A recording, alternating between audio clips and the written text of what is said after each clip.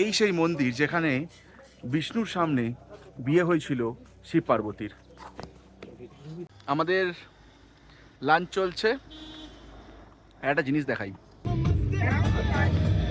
কত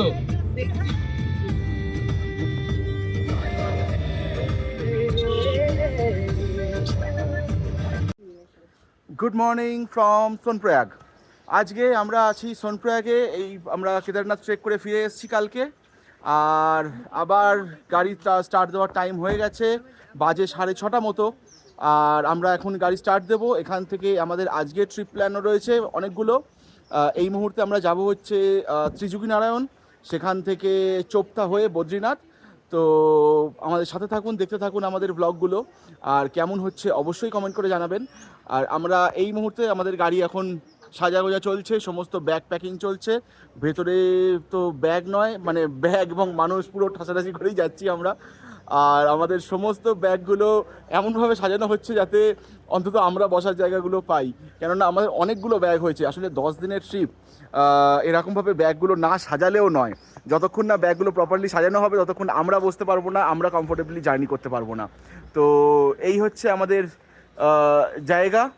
আর পাশ থেকে আগের দিনে দেখিয়েছিলাম যখন হোটেলে ঢুকেছিলাম, পাশ থেকে একটা সুন্দর ছোট্ট নদী মতন বয়ে চলেছে। তো সেই নদীর ওপরই আমাদের হোটেলটা রয়েছে।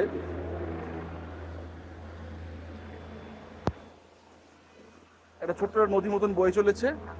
আর এইটা হচ্ছে আমাদের হোটেলটা। সামনে একটা খাবারের দোকান মতো রয়েছে।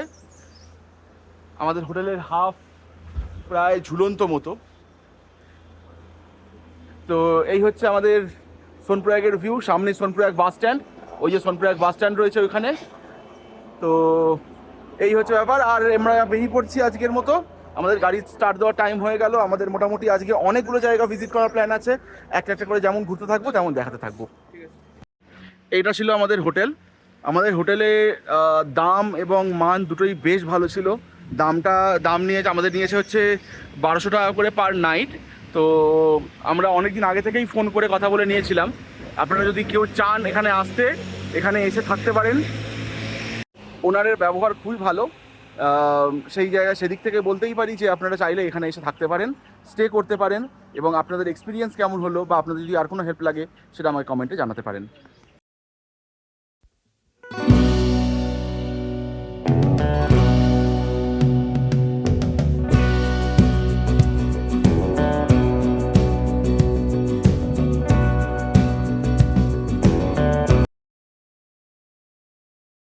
ত্রিযুগী নারায়ণ টেম্পল আসার রুটটা খুব একটা ভালো না।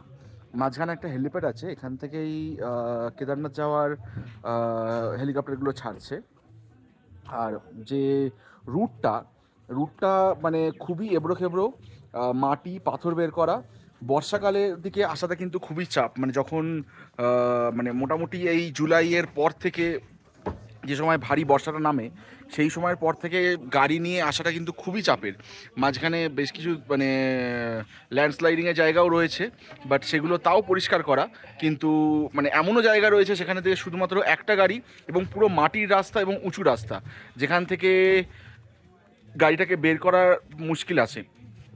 এমনও বেশ কিছু জায়গা হয়েছে যেখানে আমাদের গাড়ির নিচে বেশ কয়েকবার লাগলো দুমদাম করে, কেননা দুপাশটা নিচু, মাঝখানটা উঁচু, এবং গাড়িটা যে অন্য একটু সাইড দিয়ে কাটিয়ে নিয়ে যাওয়া যাবে সেরকম জায়গাও নেই। আবার পুরো জঙ্গলের মাঝখান দিয়ে রাস্তা রয়েছে। ওভারঅল রাস্তার এক্সপিরিয়েন্স ভালো, কিন্তু রাস্তার কন্ডিশন একদম ভালো না। যাই হোক, যাই ত্রিযুগী নারায়ণ টেম্পলের দিকে এখন এগিয়ে চলুন আপনাদেরকে দেখাই। আমাদের ফার্স্ট স্টপ ত্রিযুগী নারায়ণ টেম্পল। এই মন্দিরের আদল একদম কেদারনাথ মন্দিরের আদলে তৈরি। সম্পূর্ণ মন্দিরটাই পুরো কেদারনাথ মন্দিরের মতোই দেখতে। এই সেই মন্দির যেখানে বিষ্ণুর সামনে বিয়ে হয়েছিল শিব পার্বতীর। আপনাদেরকে এই মন্দিরের ইতিহাস সম্বন্ধে জানাই। এই মন্দিরটি একটি মহান মন্দির ত্রিযোগী নারায়ণ গ্রামে অবস্থিত। এই মন্দির থেকে একটি প্রাচীন পথ কেদারনাথ মন্দিরের সঙ্গে যুক্ত হয়। কেদারনাথ মন্দিরে এই গ্রামের স্থাপত্যশৈলী ব্যবহার করা হয়েছে। এই জন্য এই জায়গাটি একটি বেশ গুরুত্বপূর্ণ তীর্থস্থান। পৌরাণিক কথা অনুযায়ী ত্রিযোগী নারায়ণ ছিলেন প্রকৃতি এবং তুষারপাতের রাজধানী এবং প্রকৃত জীবনে শিব সত্যযুগে পার্বতীর সাথে এই জায়গাতেই বিবাহ সম্পন্ন করেছিলেন। ঐশ্বরিক গুরুত্ব এবং এই বিশাল বিয়ের জন্য চার কোণায় এই মন্দিরের চারটে যজ্ঞকুণ্ডে বিশাল আগুন জ্বালানো হয়েছিল। এই বিয়েতে অংশ নেন সকল সাধুরা এবং বিয়ের প্রধান কার্যকর্তা হিসেবে উপস্থিত ছিলেন শ্রী বিষ্ণু। এই মন্দিরের ভেতরে এখনও সেই যজ্ঞের আগুন কন্টিনিউ জ্বলছে এবং মনে করা হয় সেই যজ্ঞেরই আগুনের আঁচ আজও অবধি মন্দিরের মধ্যে পাওয়া যায়। এখানে যাত্রীরা কাঠ পোড়ায় এবং এখানে 3 যুগ দেখার পর এই মন্দিরের নাম হয় শ্রীযোগী নারায়ণ মন্দির। এই যজ্ঞকুণ্ডের ভস্য ভক্তদের সুখী দাম্পত্য জীবনের জন্য আশীর্বাদ করে। এই গ্রামে আরও 3টি কুণ্ড রয়েছে, রুদ্রকুণ্ড, বিষ্ণুকুণ্ড এবং ব্রহ্মকুণ্ড। শিব পার্বতীর বিয়ের সময় দেবতারা এখানে এইসব বিভিন্ন কুণ্ডে স্নান করেছিলেন। শুরু হলো আমাদের ফার্স্ট ব্রেকফাস্ট আজকে। তো এই হলো মোটামুটি প্রাইস লিস্ট। হ্যাঁ, বাড়ি থেকে ছাতু খেয়ে বেরিয়েছি, রোজ বাড়ি থেকে ছাতুটা খেয়ে বেরোচ্ছি। অ্যাটলিস্ট প্রাইমারি সাপোর্টটা হয়ে যাচ্ছে, মানে মানে বাড়ি থেকে বেরিয়েই আর কি একটা বেশ পেটের মধ্যে খাই খাই ভাবটা থাকে, সেটা নেই। তো আজ ধীরে সুস্থে খেতে বসতে পারছি। তো আমরা নিয়েছি মোমো, আর ওরা খেলো হচ্ছে মাটার মাশরুম রুটি। মাটার মাশরুমটা কত নিল? 180, রুটি 15 টাকা করে, আর মোমোর প্লেট 100 টাকা করে 10 পিস। মোটামুটি ঠিকঠাক, মোমোটা খেতে হয়েছে। ঝর্ণার জল সব থেকে পিওরেস্ট ফর্ম পাহাড়ের মধ্যে, সেই জলই আপাতত ভরা চলছে। জলটা কোথা থেকে আসছে দেখুন, পাহাড়ের কোন মাথা থেকে জলটা এসে পড়ছে, আর ওই ভেতর থেকে পাইপ দিয়ে যাতে টেনে নেওয়া হয়েছে যাতে জলটাকে ইউজ করা যায়। সেই জল আমাদের জারে ভরে নিলাম, চলবে আমাদের ট্রিপের সাথে। আমরা রয়েছি হচ্ছে সোনপ্রয়াগ গাড়ি স্ট্যান্ডে, বাস স্ট্যান্ডটা সীতাপুর। এইখান থেকে এইখানে সমস্ত রকম গাড়িগুলো পার্ক করা থাকে, যেগুলো রেখে এই পাশে বাইক স্ট্যান্ড রয়েছে, ওপরেও রয়েছে, যেগুলো রেখে লোকজন কেদারনাথের জন্য যায়। এই দেখুন গাড়ির সামনে ইউকের পতাকা, ইউকে নাম্বারটাকে অন্যভাবেই নিয়ে নিয়েছে।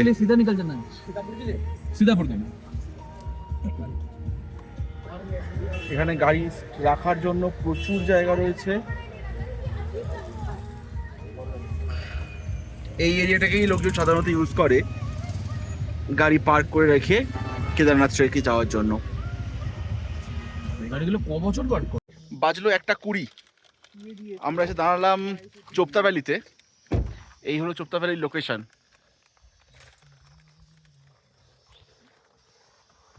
তো এক অসাধারণ সুন্দর দৃশ্য, তার সঙ্গে মানে পুরো এরিয়াটা জুড়ে গাছে ভর্তি এবং পুরো নিস্তব্ধ। এখানে প্রচুর রিসর্ট, হোমস্টে প্রচুর রকম রয়েছে, আর পুরোটাই মানে একদম জঙ্গলের পাহাড়ের ভেতরে পুরো মোড়া। আর এখানেই আমাদের চলছে আজকের পিকনিক।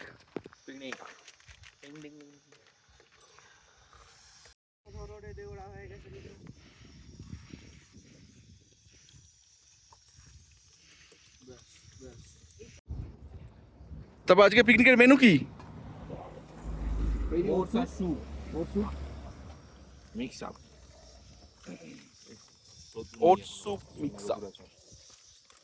আমাদের লাঞ্চ চলছে। একটা জিনিস দেখাই, ওইখানটায় দেখুন একটা ছোট্ট ব্রিজ মতো, পায়হাটি ব্রিজ, বাট কি সুন্দর লাগছে জঙ্গলের মাঝখানে।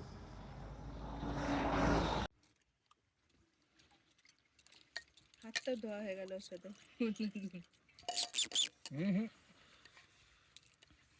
সাহস কত বড়! এই ডাকছো কেন তুমি? তোমার খাবারটা দিয়ে দাও। বাজলো 2টো, আমাদের খাওয়া দাওয়া শেষ। এবার আমরা স্টার্ট দিচ্ছি আমাদের নেক্সট স্টপ বদ্রীনাথের জন্য। আর এখান অবধি আমরা যে এলাম, এখানে রাস্তাটা বেশ ভালো ছিল, তবে পুরোটাই এই রকমই সিঙ্গেল লেন রোড।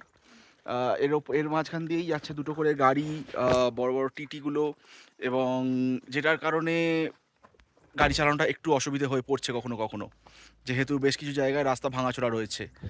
তো এই অবধি মোটামুটি আসার খুব একটা কোনো অসুবিধে হয়নি, যতটা অসুবিধে হয়েছিল সকালে ত্রিযোগী নারায়ণ টেম্পলটা যেতে। তো এখনও অবধি সব ঠিকঠাক আছে।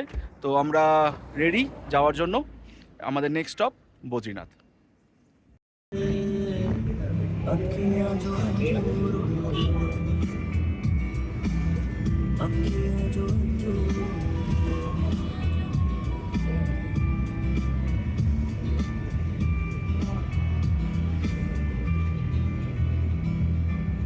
माहियानाया मेरा माहियानाया माहियानाया मेरा माहियानाया रांझनानाया मेरा माहियानाया माहियानाया मेरा रांझनानाया काना नूर महक के अखाना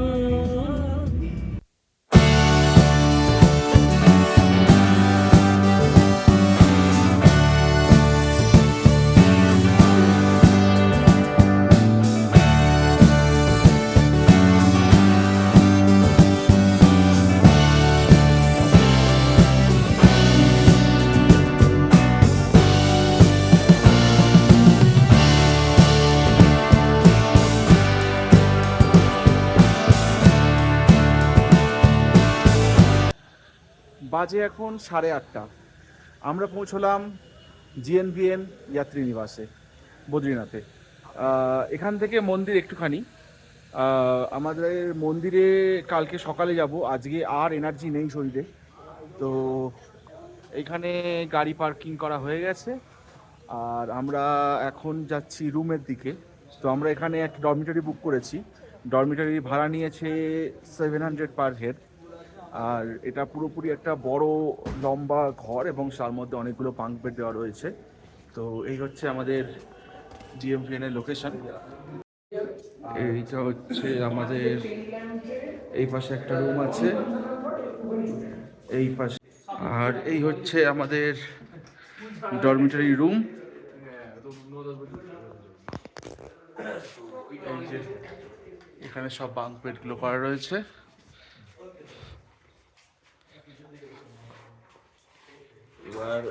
এরকম এখানে দেওয়া হয়েছে কিছু লকার প্রত্যেকটা জায়গায়, আর প্রত্যেকটা বেডে, অলমোস্ট প্রত্যেকটা বেডে কিছু কিছু জায়গায় মিসিং আছে।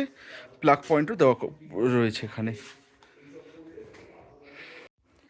আমাদের আজকের ব্লগ এখানেই শেষ করছি।